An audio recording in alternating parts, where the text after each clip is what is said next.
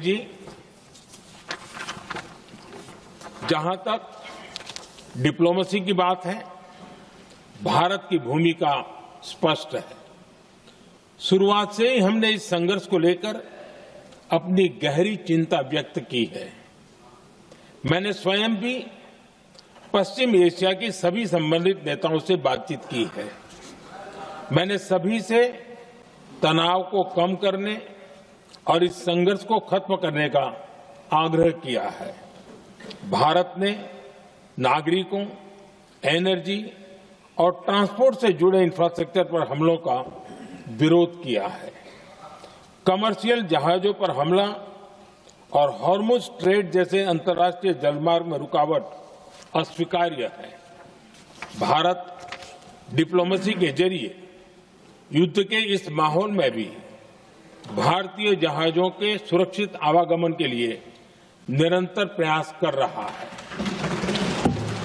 अध्यक्ष महोदय, भारत हमेशा से ही मानवता के हित में और शांति के पक्ष में अपनी आवाज उठाता रहा है।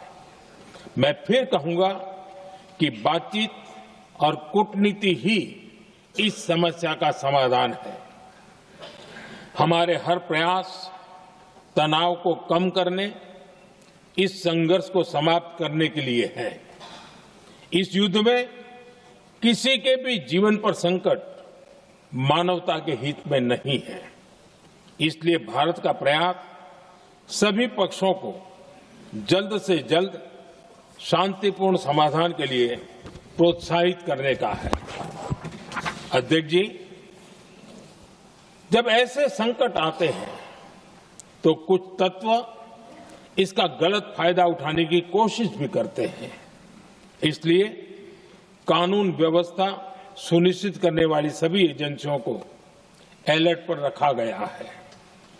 कोस्टल सिक्योरिटी हो, बॉर्डर सिक्योरिटी हो, साइबर सिक्योरिटी हो, स्ट्रेटेजिक इंस्टॉलेशंस हो, सबकी सुरक्षा को और मजबूत किया जा रहा है।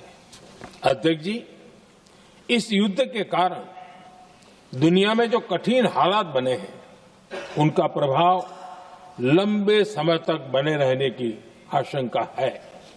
इसलिए हमें तैयार रहना होगा। हमें एकजुट